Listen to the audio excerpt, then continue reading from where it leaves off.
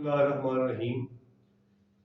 ये सवाल पूछा गया कि लोग अक्सर व बेशतर तलाक के मुतालिक गुफ्तगू करते हुए बेहतियाती का मुजाहरा करते हैं। इसमें गफलत कह लें कि ये कि मजाक में तलाक हो जाती है तो शरीयत मुताहरा को किसी भी तरह से तमस्खर बनाना, शरीयत का मजाक उड़ाना, ये बहुत बड़ा गुनाह है।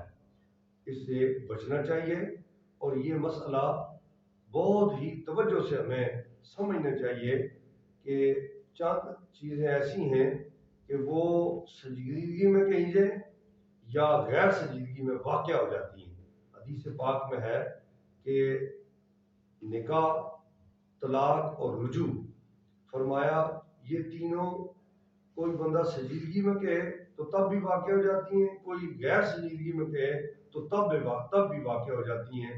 लिहाजा बड़ी ही तवज्जो से समझना चाहिए कि मजाक से कोई बंदा तलाक दे तो तलाक हो जाती है।